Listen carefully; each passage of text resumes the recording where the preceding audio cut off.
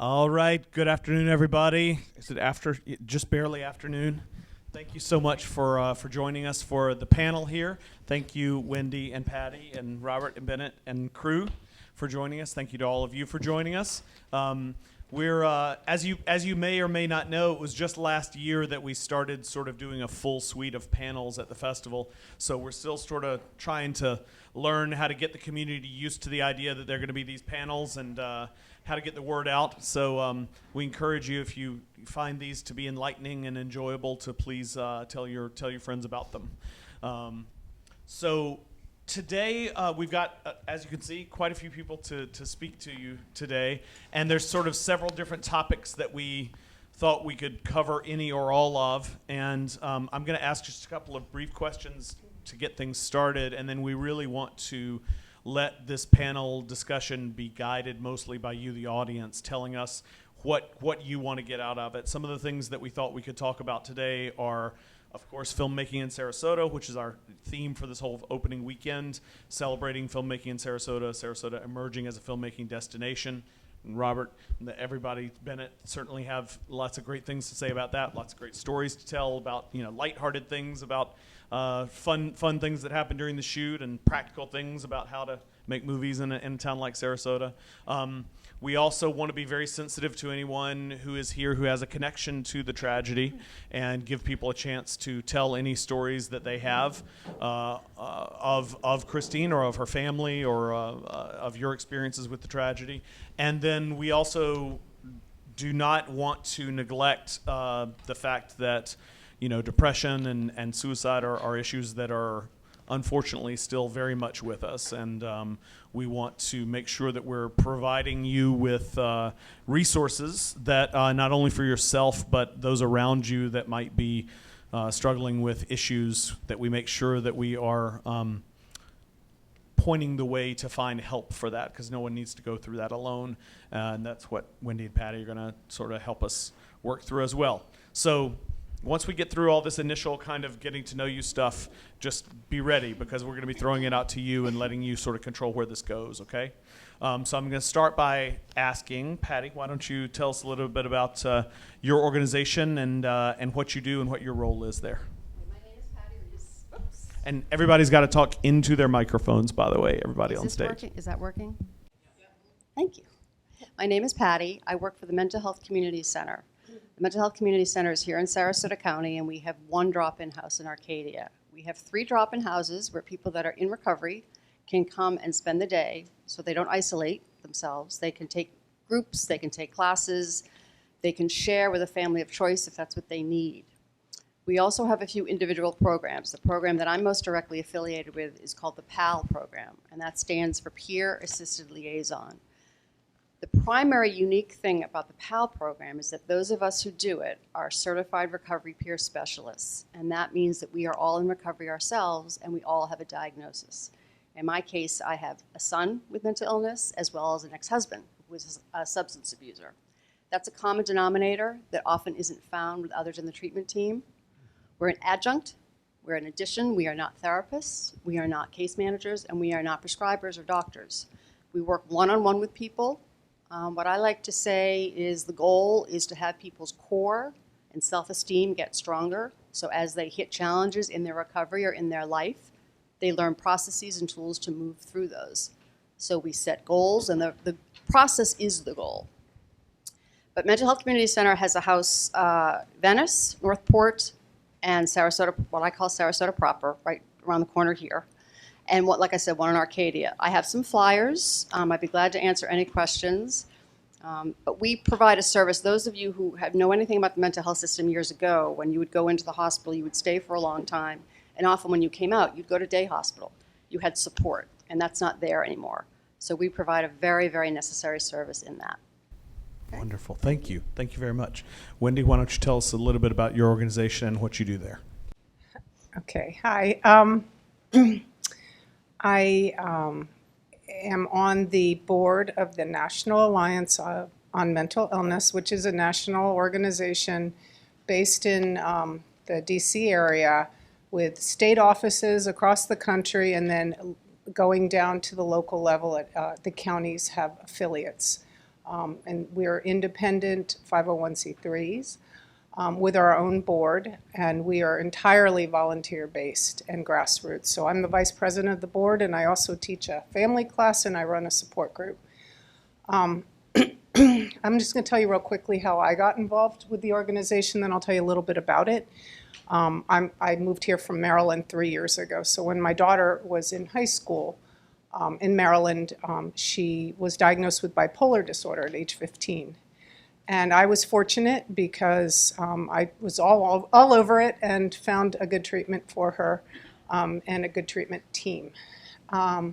However, it was agony for me, and it was anguish is the best word I could use. And I found a class offered by the National Alliance on Mental Illness. It's a 12-week family class for friends, spouses, and family members of individuals who have severe mental illness.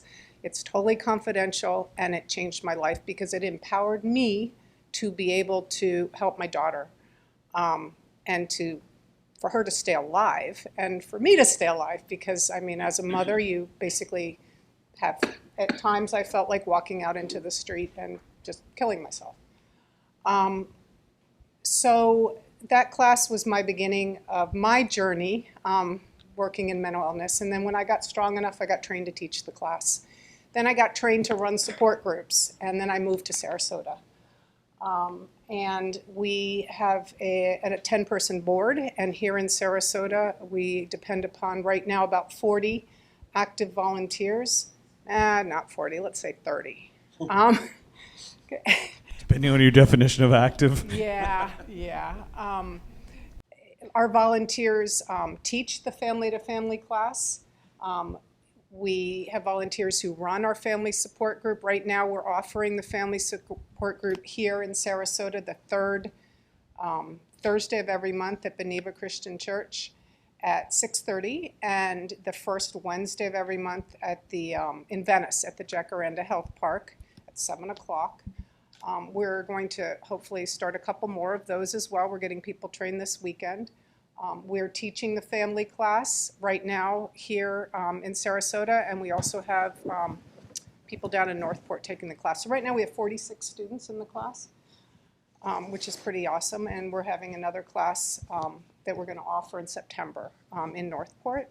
We have two what we call peer programs, which are geared toward consumers. So individuals living with mental illness who are in recovery, and the term recovery means that they are managing their illness.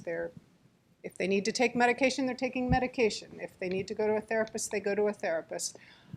So we have a support group called Connection, which is run by two individuals who themselves are living with mental illness. So there's that sort of empathetic connection. Being held at the Prospect House, which is part of the mental health community centers. We don't have a space, so they're letting us use their conference room. And that is held the first and third Tuesday of every month from 6 to 7:30. The next one will be the after tomorrow. And then we have something called peer-to-peer, which is a 10-week course where individuals living with mental illness can take the course and learn about their illness, learn tools and skills on how to manage their illness, and basically become empowered just like I was taking the family class. So I just want to say one thing, and I'm not going to get into any more detail about what we do, but we do advocacy, awareness, stigma reduction, a whole host of things beyond support and education. But I wanted to actually read what the definition of stigma is. It's important given, and I did see the film last night, Stigma is an invisible mark of disgrace or dishonor. That's what stigma is. Stigma in mental illness is the shunning and scapegoating of people with mental illness for a condition society considers shameful. The belief that people with mental illness or their families are to blame for their condition. And I thought it was my fault when my daughter got sick, and it's not. It is a brain disorder. Mental illness is a brain disorder. And in the 70s, as we are well aware and the film alluded to, it was not talked about. And even depression, which nowadays everyone says, oh, I have anxiety, I have depression. People don't talk about it, and people don't donate money to it. Money's donated to the arts. Money's donated for pets and adoption of pets, but mental illness is so prevalent. I'm sure everybody in this room knows somebody or has a family member who suffers from a mental illness. So I just wanted to put it out there that that's what stigma is, and we need to talk about it more. And I thank Carrie Seidman, who has been doing an amazing job at the Herald Tribune, getting the word out there, and for people to feel comfortable talking about something that is unfortunately just as common as, or if not more, than cardiovascular disease, diabetes, and cancer. So thank you for inviting me to your panel. Absolutely. Thank you. Thank you. There may be a little tone shift here, which is fine. We're going to live with the tone shifts during the thing today. We're talking about some very different things, and that's okay. Life is happy, life is sad, life is a lot of different things. So Robert Greene, wonderful director of our wonderful film. Kate plays Christine. Why don't you tell us a little bit about your coming to do the film and gathering this band of brothers around you. Yeah, well, I thank you guys so much for being here. When we were trying to figure out how we were going to tell the story, I mean, part of the origin of the film was really about 10 years ago. I heard the Christine story for the first time and couldn't shake it. I couldn't shake it for many reasons, one of which was that I was attracted to making the film, but also sort of a little bit scared of my own attraction to making the film. And who actually was able to see the film last night? Anybody? Okay. So if you've seen the film, you'll understand that tension is what sort of animates the film at its heart. And so when we were trying to think how to do it, there's a number of ways that you can make a film. You can shoot it wherever you want. You can go. You can imagine, a documentary, typically you would think that you go to the place. But since this film is sort of pushing sort of boundaries between documentary and fiction in many ways, we could have really done anything. But it was very important for us to come to Sarasota. Sarasota is a place that I've been to a number of times at the festival and have found it, like I said last night when I was introducing the film, to be one of the only places, as a workaholic, as a person who has an endless to-do list like most of us, I find Sarasota to be one of the only places in the world that I can actually relax. The beaches are incredible, and et cetera, et cetera. So once I sort of connected this thing that I've been thinking about for many, many years for this place that I sort of came to love, it made it even more grounded. I think someone says in the film, it's like Trouble in Paradise.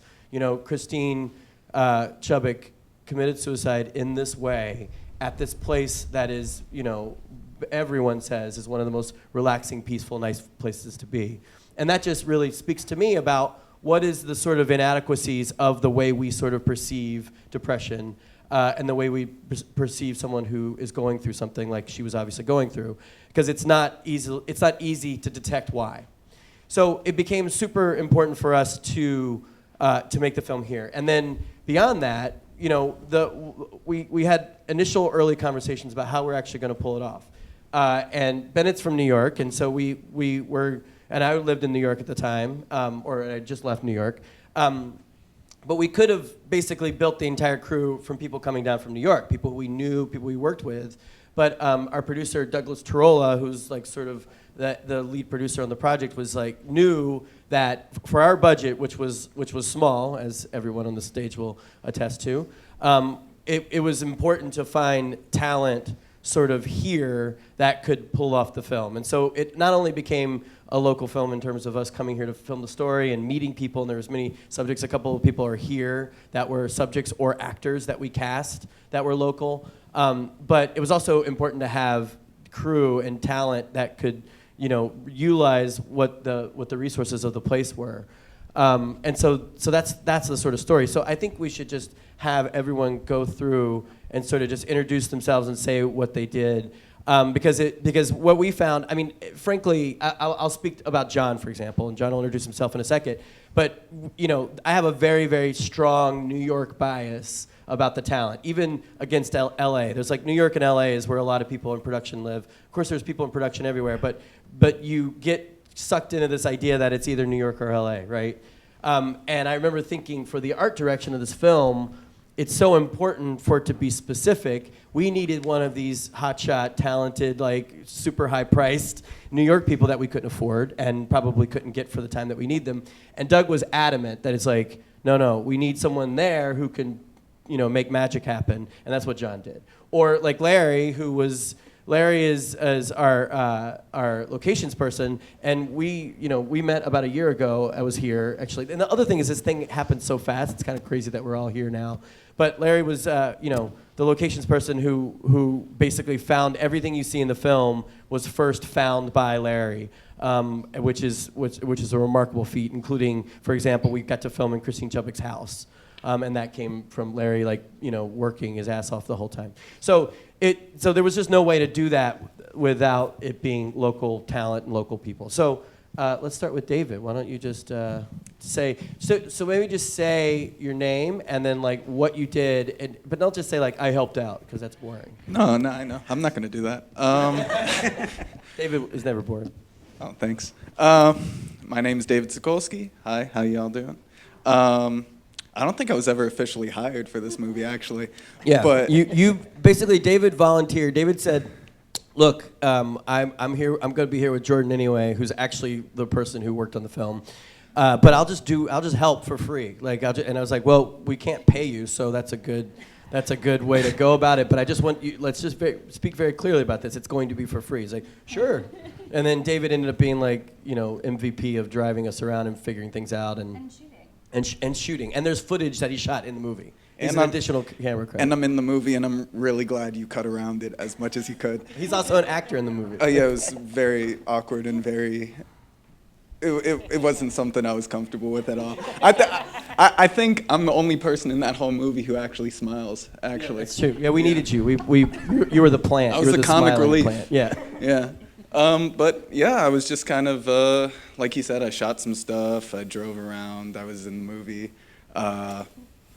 All for free. All for free. Now, look, and I want to be very clear. We're not advocating for free labor, but when David walked on set and said, I would like to do whatever you need me to do, and I was like, well, we can't pay you because we don't have any money. And he said, okay, I don't care. We'll just do it. And then it became really crucial to us getting things done every day. Oh, that's sweet. Thank you. I'm just saying it for the panel, David. Don't worry. Okay, cool. The cameras are recording, so. All right, well, I should probably pass this because I don't know what I'm going to say. Hi, I'm Diane Phelps. I'm the costume designer. I helped bring some of the vintage looks together, which unfortunately some of them got cut, so I feel bad about that. But you never know what's going to make it in and what's not going to make it in. And thankfully, my interview got cut, so I appreciate that. Thank you. well, there was Diane is this. There was two costume designers. There was one in New York who is early in the film, who was really important for us because she says a couple of early things that really set things up. So I insisted that we film this scene with Diane because I was like, I don't want the people in the film or the people who go to see the film to think that this woman should get credit for every bit of Diane's work, which is brilliant in the film. But then I think whatever. I mean, I was like, I shoehorned this thing in, and you're just like, I don't want to do this.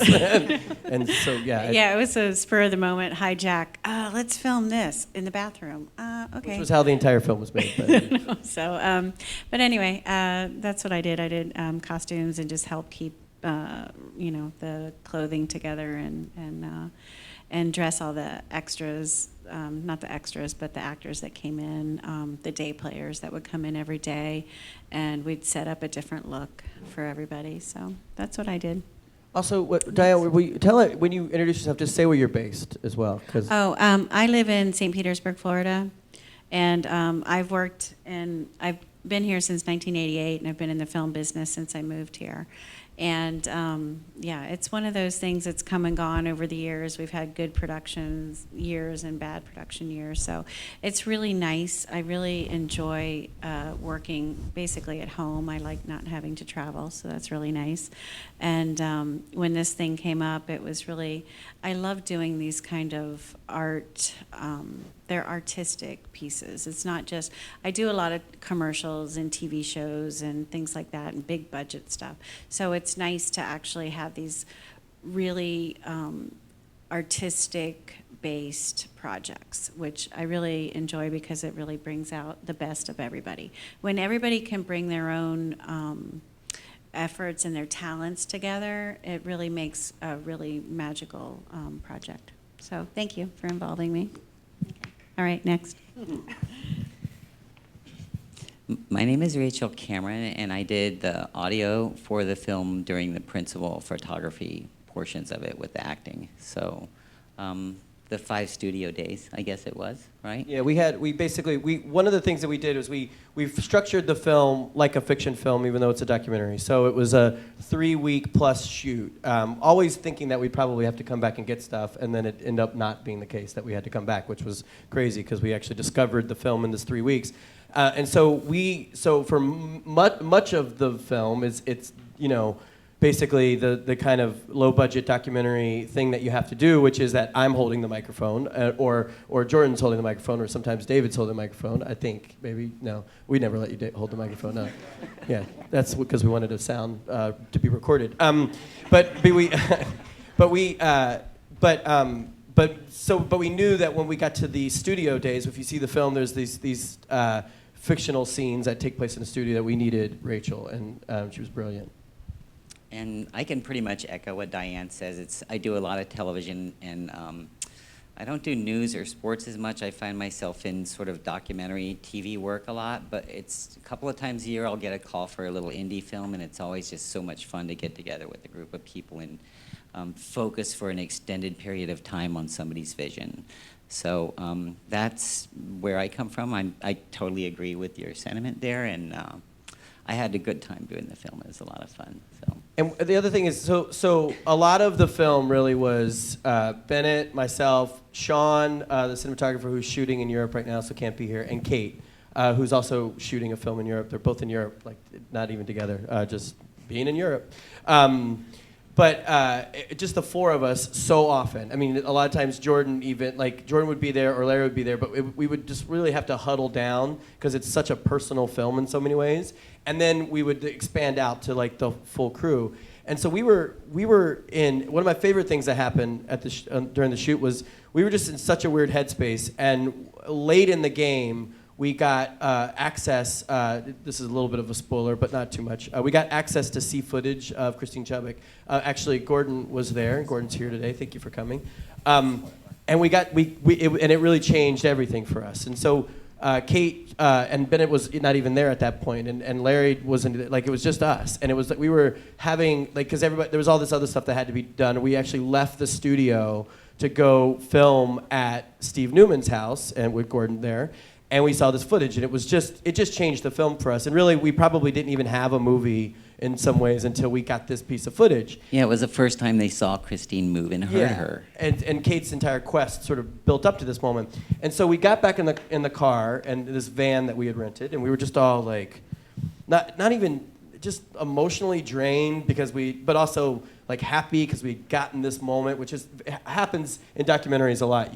You work really hard for this thing, it happens, and then you're just like, okay, I can breathe now, or I can relax, or I can sleep, or whatever. And because Rachel hadn't gone through that whole journey with us in some ways, she'd come in and out or whatever, and had just been only filming for a couple days at that point. Rachel hops in the back, and she's just like, you guys, that was amazing. And she's like, and we're like, yeah, that was. And she said, that shit was bank, which was like exactly what I used it the was. term bank. It was bank, which means I guess money in the bank, like awesome, like it was just the best. And it just was like, oh yeah, or we just realized that like we're in this whole headspace, and it was like, and Rachel's just pumped that we got this. And I was so nervous going into that. I was like, I know this is going to be a crux in the film, like a crucial point, and I cannot mess this audio up. I was going in with 2 wireless and a boom, and I know I had 3 people to get, so one of them was not going to get a wireless, and that was Gordon. Thank you, Gordon, for letting me dangle the boom over your head and get it in your face. But that was an incredibly intense moment for me, and I felt like such a sense of relief. And I didn't really realize the Songbird thing. I just jumped in the car completely ready to just explode. And that was like the first thing that came out of my mouth. Like, that was amazing, you guys. That was bank. All right, you guys got something good here, I think. But it was actually good because when you're filming, in the moment, you're only sort of thinking about like what's next and how you have to figure that out. And so like for someone to actually be excited was really, really crucial for us to go on to the next thing. Yeah, I think the whole car just busted up and you almost drove off the road. It was great. It was good. Yeah, thanks for that.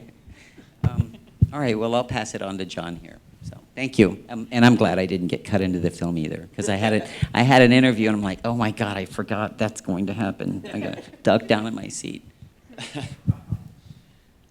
Good afternoon. My name is John Dixon. I'm based out of Sarasota. I helped with art direction and set decorating, and I've been in Sarasota for 26 years and been involved in set decorating and props for 20 years. And I have a warehouse full of props, as do a lot of other people in Sarasota.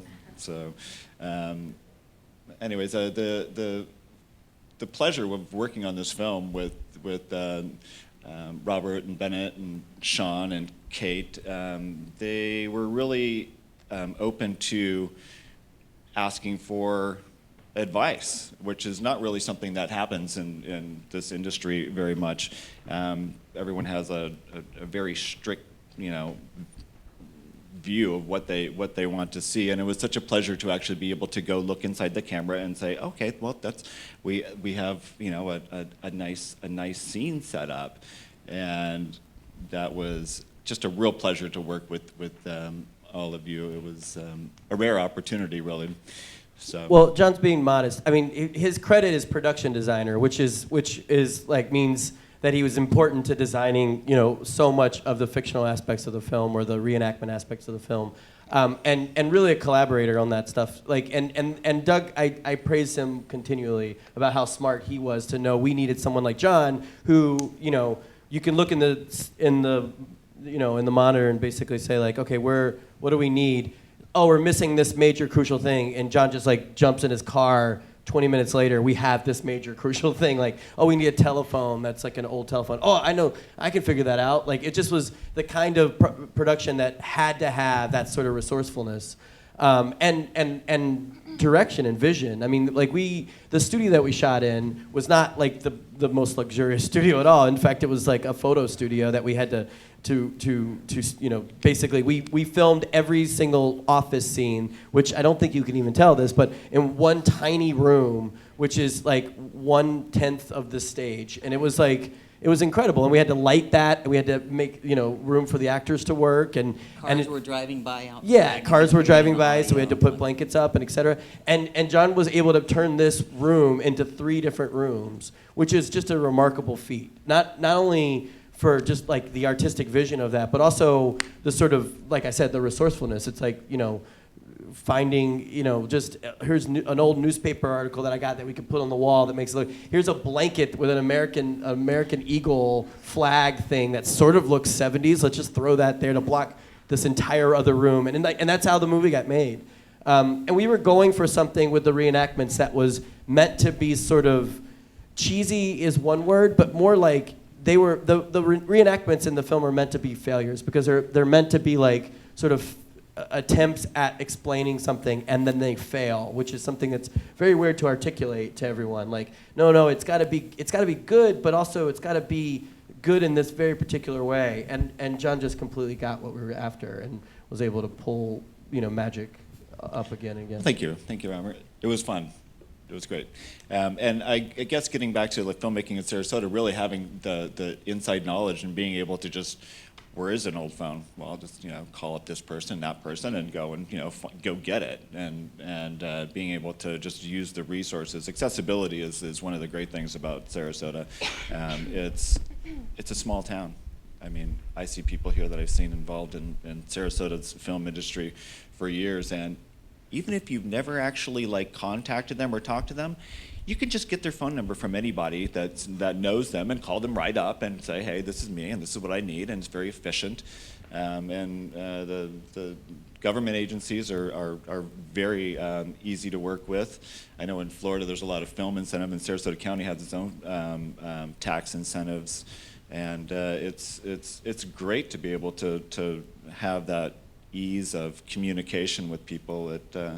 It makes it a real pleasure to be involved in a film, especially hosting people from out of town that don't really know who to call.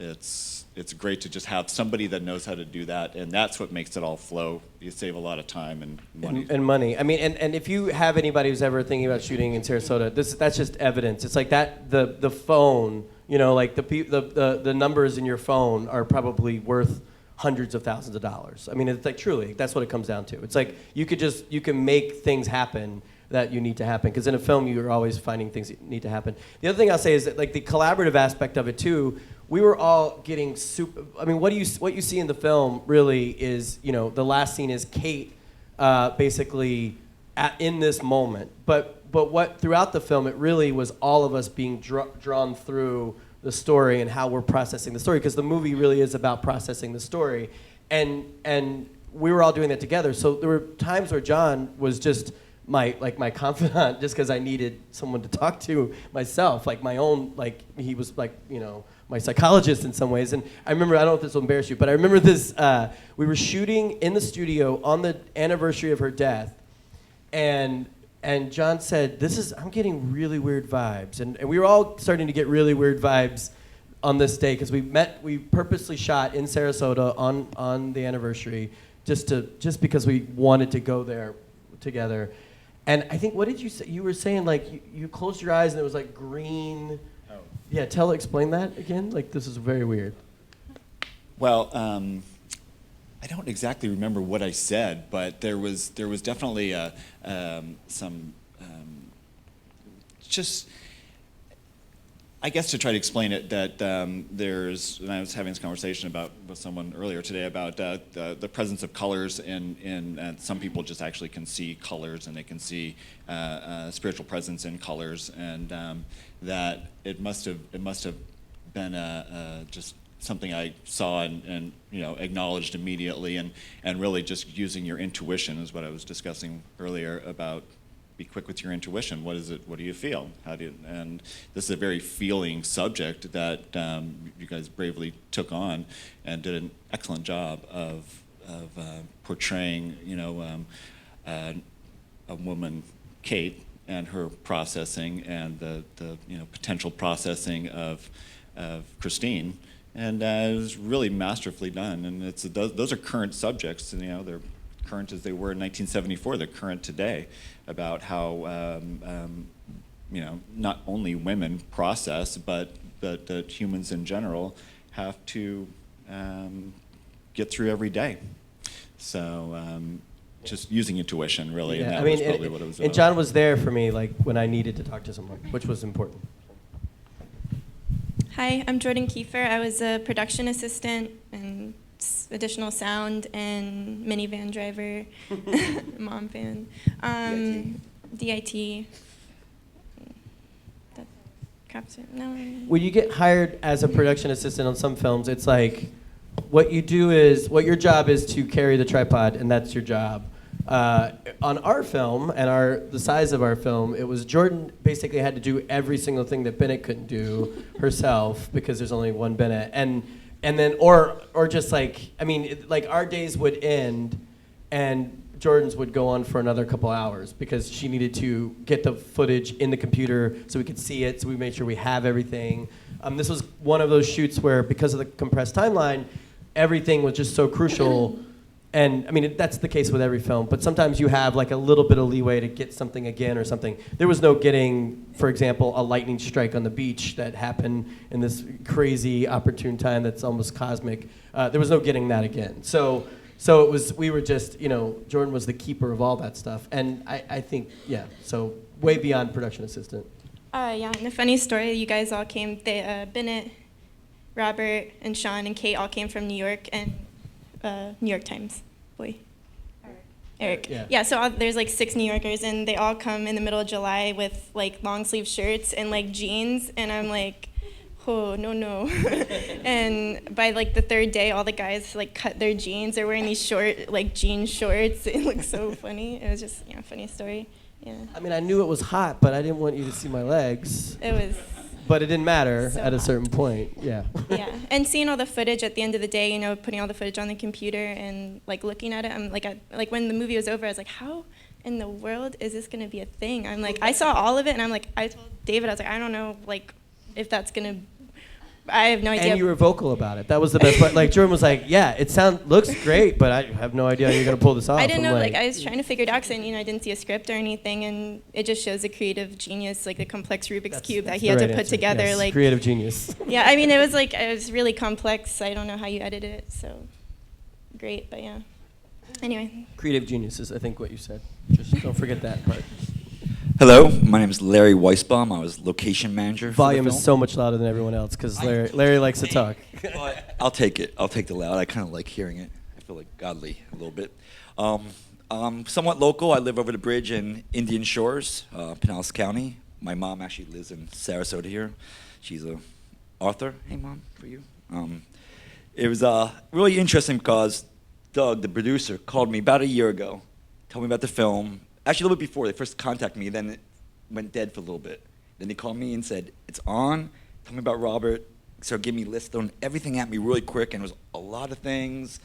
Budget was small, it was a little tough, and Robert would be there Monday, have all these things for him to see, and it was a lot of stuff. And then I started watching Robert's films and seeing kind of what he wants, and met with him and started seeing his vision and how he really wanted Sarasota. Locations to be seen through the film, so people can see it and feel like they were in Sarasota, not just now, but now opposed to 1970s, what maybe Christine lived in Sarasota time. And it was really interesting because of how his vision told to me was able for me to find, hopefully, what he wanted for the film. Yeah, I mean, there's a lot of principled people. Everyone here was so important to the film. Larry was our most valuable player, clearly, because there is everything you see on the film is because Larry, I mean, he's being so slow. He's talking so slowly. It's very, I mean, normally this guy is talking like 5 times faster than everybody else, and usually you have no idea what he's saying, but somehow you agree to let us shoot your location. Like, that's what happened, basically. I mean, we had a nice party last night where so many people would come up and say, yeah, I wouldn't have even, thanks so much for having me in the film. Of course, I wouldn't have even done the film if Larry didn't call 9 times a day to get permission. And that's the kind of stuff that, like, I mean, I can only say, like, okay, this is what we hope for, but it takes someone to actually have the will and the energy and the intelligence and the energy to actually make something happen. So we were able to shoot at the Bullet Hole, which is a place that, which is the new location of the place where she bought the gun, which is crucial to the film. We were able to shoot in Christine's home. We were able to get to the old station. So many people, not just the locations, but even interview subjects were found by Larry. We found a wig maker who was one of the best characters I've ever filmed, just being eloquently sort of talking about her life in relation to making this wig for Kate. And without that sort of vision and that sort of focus, there would be no movie. So I mean, Larry's. We make fun of each other all the time, but there is no movie without Larry and without working probably the role of like 7 people at once. Well, like, this is my professional voice, slow, calm. When I'm nice. working, I like it. I'm probably somewhat manic. I probably have some ADD and other mental issues. You definitely have them, yeah. Well, I'm 48. We diagnosed these things years ago. I don't think ADD was even known until 10 years ago or something. I never heard of it. So, but like I said, it's it was an interesting film because I come from doing TV shows, commercials where locations are paid for. They pay a lot for these things, so it's a little bit easier. And when you try to come in and say, we can't give you any money. We just want to do it. We're going to interrupt you. We're going to take this space and totally own it, destroy it. We'll put it back. And I had to explain to people that we'll do this. You may get a little notoriety. You may get nothing. But like Robert said, I just kind of we were on such a tight schedule to film this that I couldn't take no. So I had to keep saying it, but smile the whole way, be nice. Like, well, the guy's like, oh, I can't do it that day. But I knew we had to do it that day. There was no moving it, so I had to keep pushing and pushing to like, okay, we'll do it. And Secret weapon. Secret weapon. And it was really neat though because Sarasota is a special place. It's been really changing a lot, and to see the things of like the old times, some of the things are really still here, like her old house, the Pointed Rock Circle, the Bullet Hole, the St. Armand Circle, all these things, the bars were all things that she felt with, and you can see it now, and it's a neat thing. And I'm just like what Jordan said. When I left, in the very last day of shooting, I was like, guys, a really neat film, but I'm not sure how this ending's going to go. I told my friends I have no idea how the ending's going to be because I saw it, but I don't know how they were going to work it. And marvelous job, Robert. Marvelous job. Thank you. Genius is the word that Jordan used. So you don't have to repeat that, but again. I found marvelous. It was a marvelous genius is what we got here. 3 syllables. Oh, you want to do this one? I'm Bennett Elliott. I was the on-the-ground producer in New York and Sarasota for the movie. And I was the emotional support animal for everyone. Bennett, oh, this is a louder mic. I like this. Very powerful. Bennett's. We've worked together for 5 or 6 years. Bennett's the kind of person who started, and this is like how it works, as a PA on the first thing, my second film, and just like helping, and then oh well, we need this one song, and no one else can get the rights to this one song, and Bennett got the rights to it.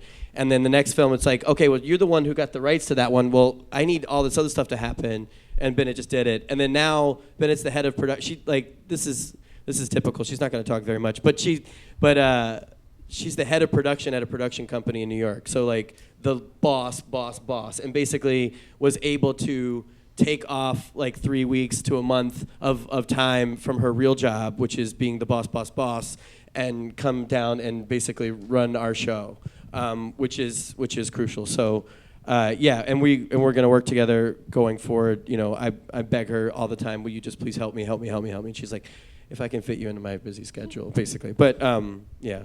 So Bennett also had to leave because of the way she had to leave and come back, and I think we all felt, I lost it. I was like, I was like having hyperventilating problems and stuff with that, right? Wasn't it? I tried to help you out, but it was just, without Bennett, it was just no movie. And then on 4th of July we were filming, and you were on your phone a lot, and you're like, oh yeah, I'm just I'm controlling the Macy's Day fireworks, and I'm like, huh? Like, how are you doing all of this? And like, it's crazy.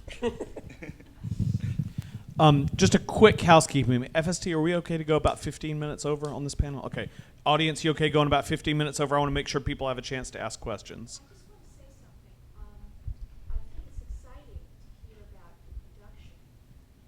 I understand. I promise you we want to give as much time as we can for all those questions to be asked. I hear you. So we're cool for the 15 minutes extra. Alexis, can you do me a favor? Can you just get word to Larissa and Kaylee that the Miss Sharon Jones intro they should cover there, because I won't be there for that then. And then, yes, okay. So I'll now go out to questions, and if you could start if you want to, or if someone else wants to start, whoever wants to start. We could talk about any or all of these issues. Like I said at the beginning, we're sort of pulling triple duty with this panel, talking about filmmaking in Sarasota, talking about specifically Christine's life, and then talking about all these issues around mental illness, depression, suicide prevention, that kind of thing. So please do. It's a great and very, let me just repeat for the camera, it's a great and very difficult question. Then yes, I'll pass it to you because I'm not the expert on this. Parents of an adopted child who's starting to have issues with drugs, and where do you sort of lines of accountability, and where do you kind of let go? Am I summarizing that okay? Where do you how do you deal with that once it gets to points where you feel like it's going beyond the control? Patty, you'll be able to summarize it better than me probably. I'll try to answer that a little bit. I have a child who has a mental illness. Before his mental illness, actually he has several mental illnesses, and there was a process. And when he was first diagnosed, this was before, I was in the Boston area. I had access to all kinds of doctors. I have a brother-in-law who's a world-renowned neurologist. I had everybody I needed around me. Nobody knew anything about this. So we were in a wasteland. What we learned is that because nobody knew what was going on, these children would self-medicate. They didn't know what was wrong, they would start to self-medicate. Then you get into a chicken or the egg situation. At some point, that doesn't really matter because you're dealing with the symptoms. And at some point, for instance, with my son's alphabet soup, Tourette, Asperger's, bipolar, ADHD, I mean, I could go on. It didn't really matter because we had to deal with the symptoms. In my personal experience, what happens is you help as a parent as far as you can, but then you cross a line when you're enabling. That's not helpful. You also upset the dynamic of a parent and a child.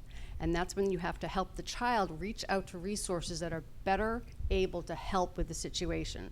So your example, the oil needs to be changed. My example could be, can you take a shower?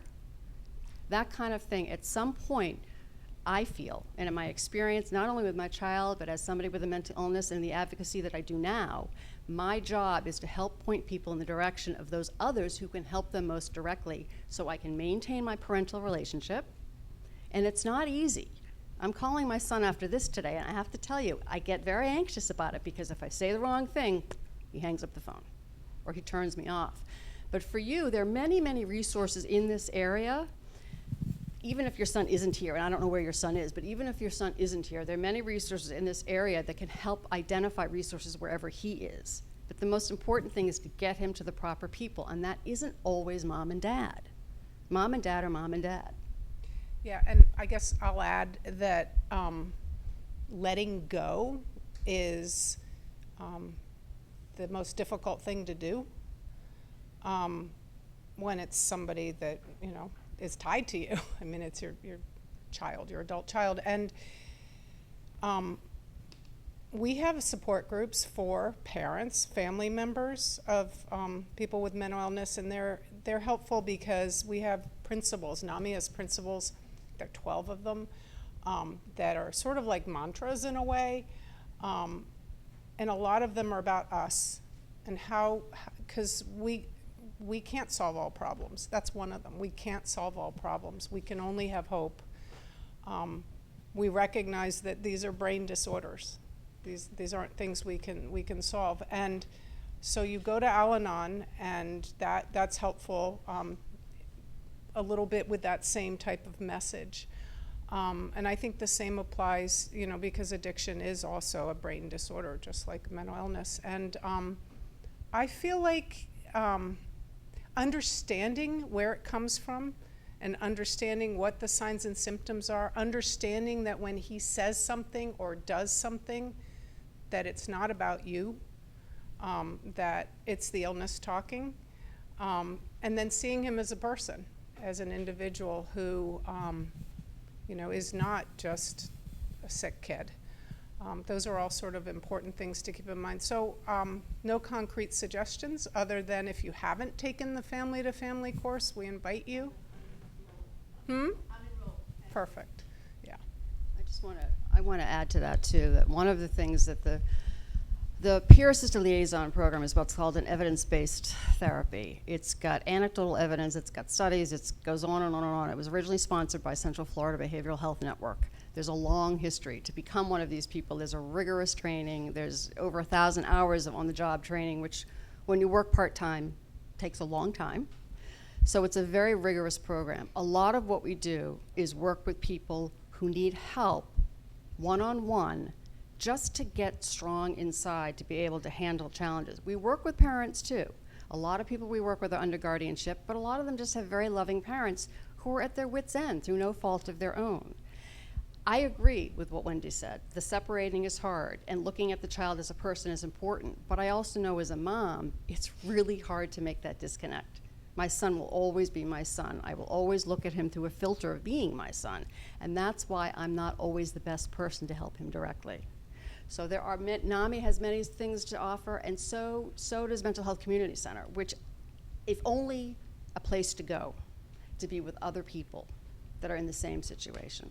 So if you, we both have literature if you want to take a look at it after. Yeah, make sure you're not going through it alone. I mean, we want to make sure that everyone has contacts within the community, which is why we wanted these two ladies to be with us, to help you not feel like you're going through it alone. Absolutely. Yes, in the back. She wanted to know a little bit about the evolution of the movie and how the concept changed during the course Well, of it. that was the concept from the start. So, and the reason, I don't want to ruin the screening for you. So we already did kind of, yeah. I mean, the idea of following an actor in a documentary, it came from my previous film, Actress, which was here in 2014.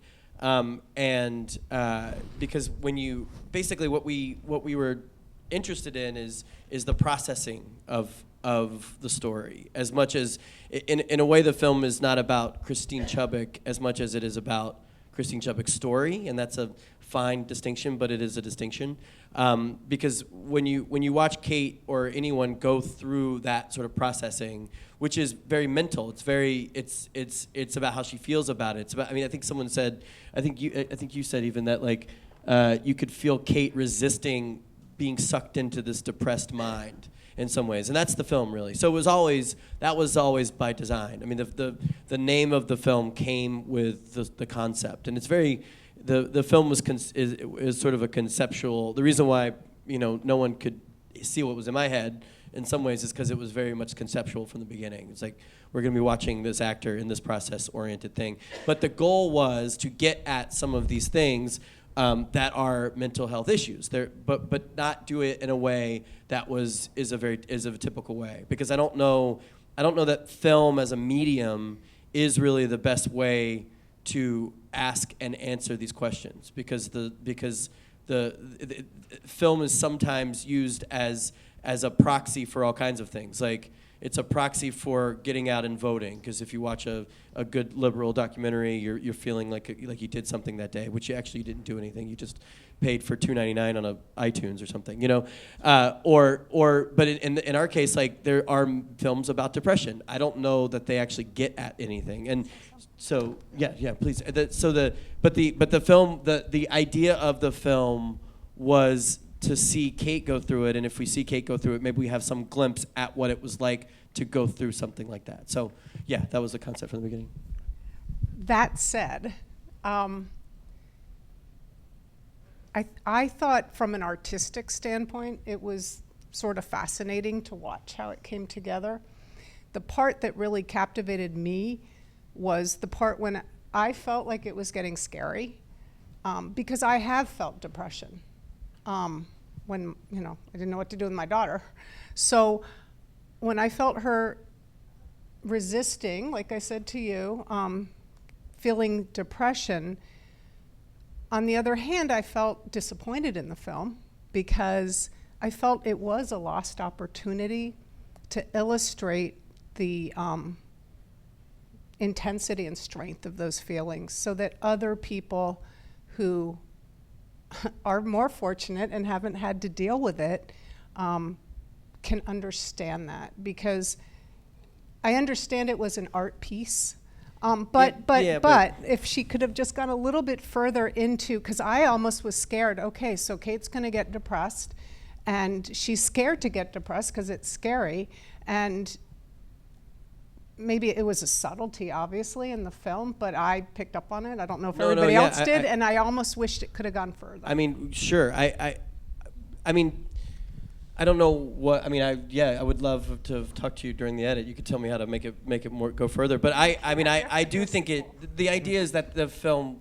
touches at something, and we really wanted to present these intense feelings almost because it's not just Kate, it's also people like Michael, who's here today, and people like Gordon, who are expressing their own feelings about what Christine Chubbuck's story, how it makes them feel.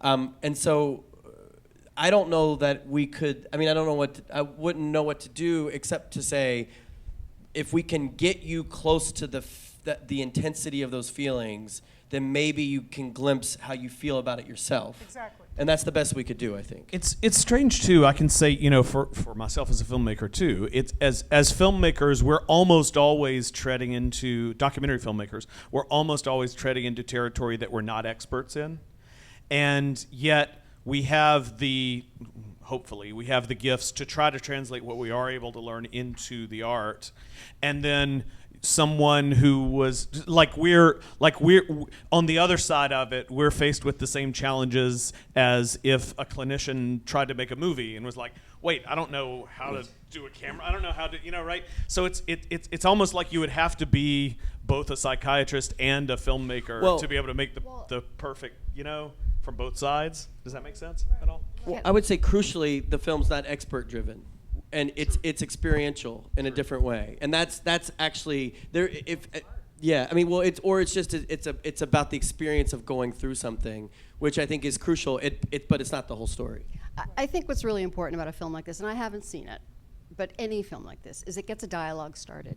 I have yet to meet anybody I've worked with, and I've been working with people with mental illness for 25 years, that says someone who doesn't have mental illness gets it. What we hear over and over, they don't understand, they don't understand, they don't understand, and they don't. So if you get a dialogue started, and just a little adjunct to that, I spent 15 years married to a news anchor.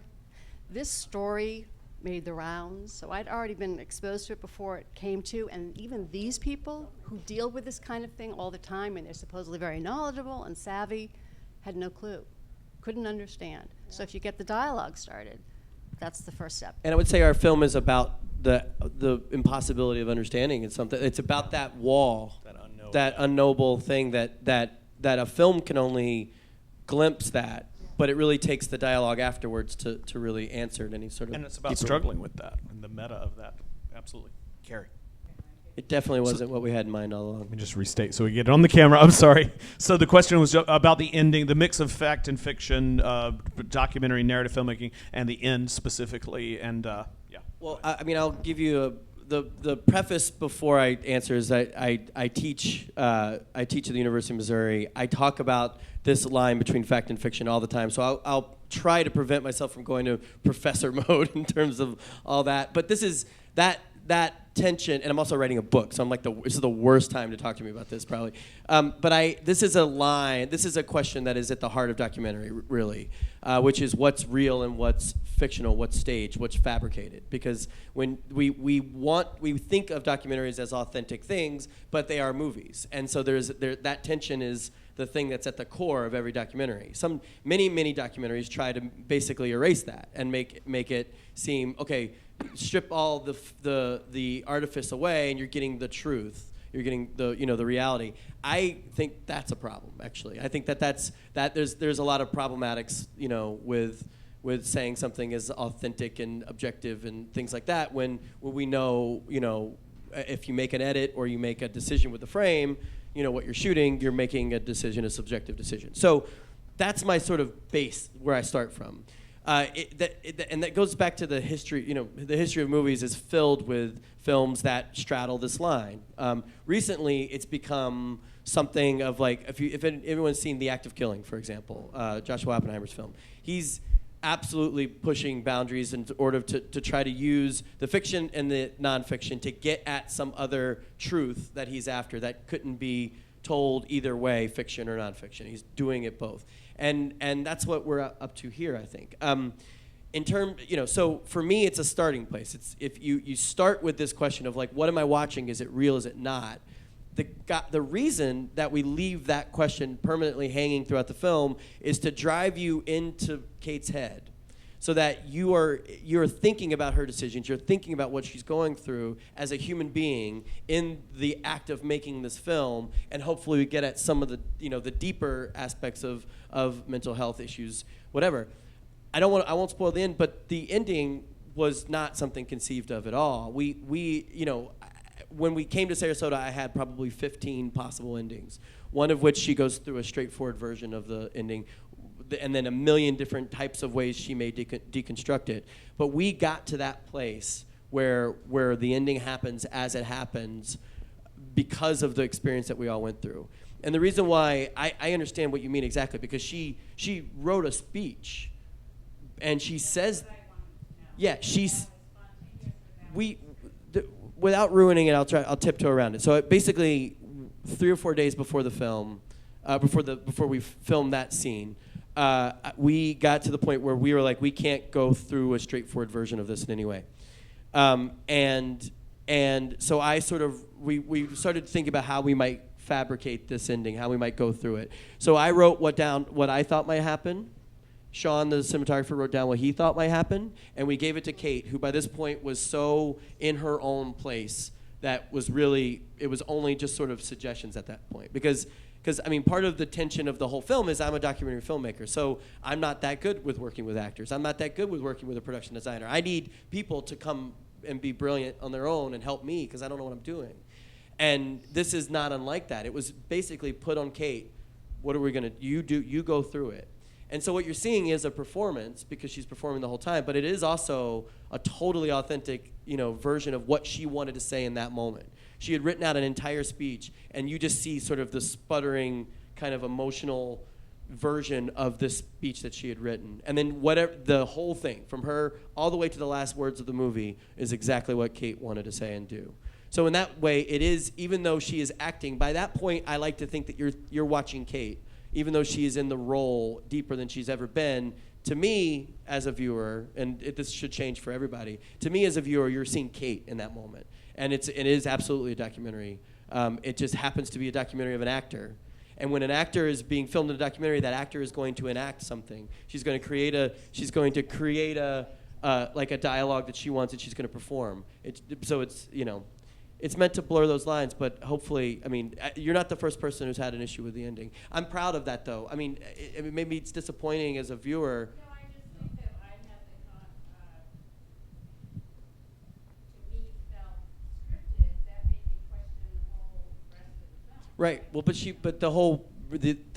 you should be questioning every film. I mean, and this is a sort of media literacy, professor voice coming in. I think we don't question watching films enough. I think we take things for granted. We take things at face value for documentaries sometimes because we think, oh, that's an authentic truth, but it's a fabricated, structured truth from a subjective point of view. It always is that. And so hopefully the film just makes you think about that.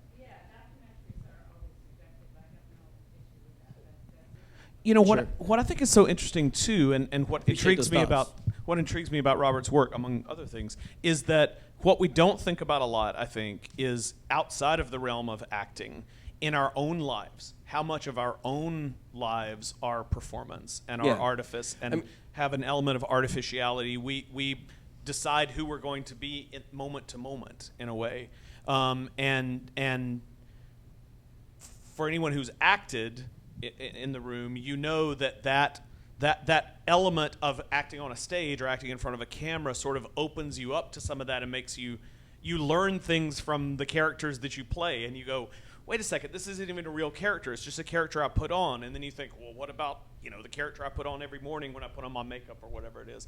Wendy, you wanted to say something about that?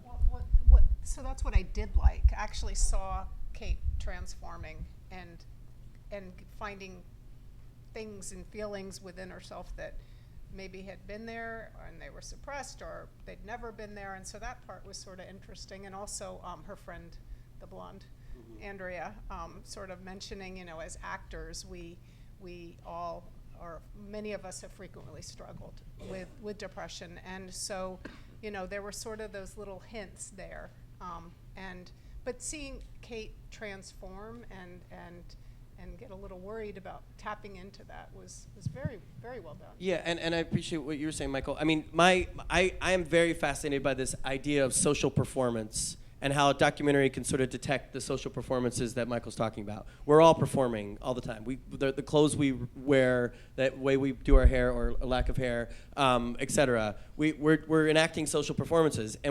So when we see an actor, we tend to think they're faking or lying or distorting, but really it's an exaggerated version of what we're always doing. And in a documentary, you can sort of detect that. So it's a way of taking an extreme version of what I think is happening all the time, and then a documentary camera happens to pick that up. When it films, when you film someone, you can detect the social performances. And to me, that is about mental health. It's about knowing we need these social performances to sort of understand each other. And we need to understand that we're performing and to understand each other in a different, deeper level. And to performance, and that's the thing is that when people hear performance, they think false. Performance is truth, actually. And that's the key difference for me. Yes, back here. Wanted to recommend Black Swan as a way to understand psychotic breaks in those close to you. And one of the topics of the film is this history of films. Like, I love Black Swan. I love that film, and I think it's crucial. It's also sort of a B movie, and it's sort of over the top and crazy in all these different ways. And there is a long tradition of men making films about crazy women. And it's fetishizing crazy women. It's a male director for that film as well. And part of our topic of our film is trying to deconstruct that a little bit. And to talk about the ending one more time, the ending is effectively Kate wrestling that control away from us. That's what you're seeing. And so when she's scripting it, that is still, she scripted this thing, but in my mind, this is what I want to say, and she has the power in that last scene, which is very crucial to understanding what the film is really about, which is this project started off in a certain way, and it was wrestled towards Kate in a way that I think is hopefully productive to sort of expand that discussion about the crazy woman character. Yeah, I was just going to say, to be clear, you're saying crazy woman in quotes, not as your own descriptor. It's just a trope. It's a trope. It's a cliche. Yeah. Well, it's a crucial part, and this doesn't spoil anything. I appreciate. Basically, the question is, how did we keep from going too far into it? And that's when Bennett said, like, when she started saying, underplaying her own role, but part of what you saw before was just the way we did it. I mean, we talked, and we did other things. I mean, part of Bennett's job was to keep us sane. Especially because we did a lot of the filming in the house that we were all staying in. So it was like the four of us to shoot something all day and then turn off the camera and then not feel that kind of pressure. It was something that I really needed to make a priority, that we would go to the movies, we would go bowling, we would all cook and eat together, and we would watch movies. So I think the things we did when the cameras weren't rolling to help keep Kate safe was just as important as when we were done. And I think I started the project in a clinical interest in the project itself. Meaning, like all filmmakers, like I had my goal to get. I wanted to get to a certain point. I didn't know what that was necessarily, but it was like, okay, I think we can get here. And thinking about mental health issues wasn't the priority for me. It was, okay, how are we actually going to put ourselves in a situation to capture meaningful things, whatever those happen to be?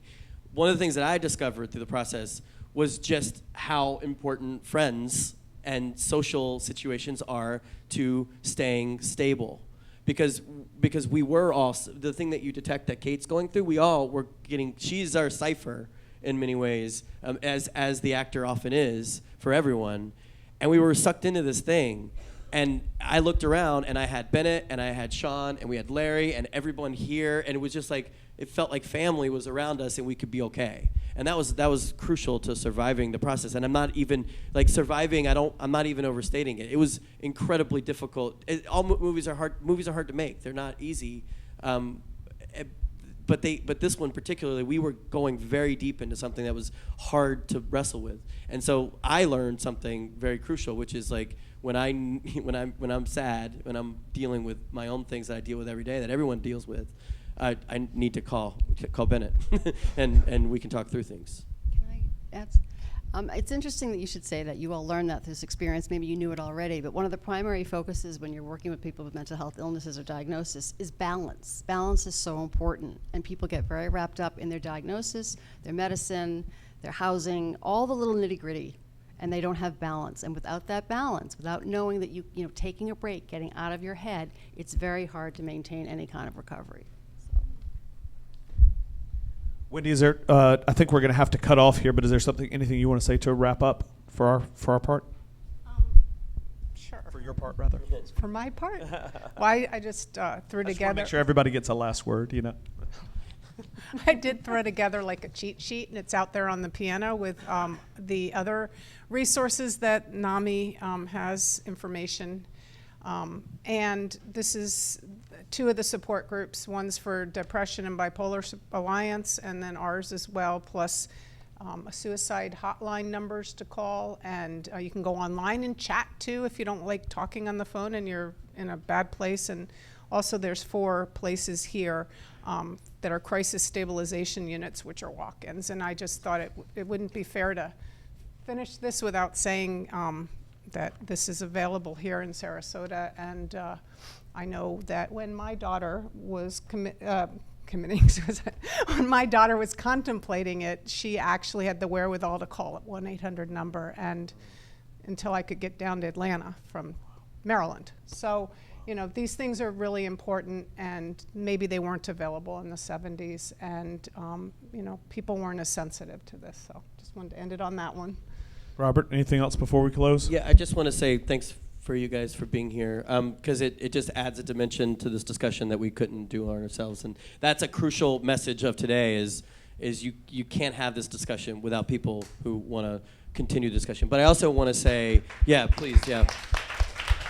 But I also want to say thank you to everyone here, and Jordan, who had to go to the bathroom, I think. And everyone who helped make this film possible, because I mean it's been an incredible experience, and to be able to have this kind of multi-layered conversation is the reason why we made the movie. And so it means everything that you came today. Thank you guys so much. John, I take it just away. wanted to say one thing to the lady who asked the first question. This is something that I've been working on myself with, and it's a mantra: land the plane. That's what your son needs to do. You go up you go up, you start coming down, you have to breathe, you have to regulate. You're still moving forward, but and there'll be some turbulence. The plane's going to drop. Don't freak out. That's anxiety. Breathe, calm, land the plane. And if you could get that message over to them, it's a quick little sound bite that just helps smooth things out so that anxiety will come and go. Just continue to land the plane. I think you just landed the plane of this panel. That was very, very well done. Thank you all for Very coming well out. done. Thank you for being patient with us, trying to do a lot of things at once. We value all of your being here. Thank you so much.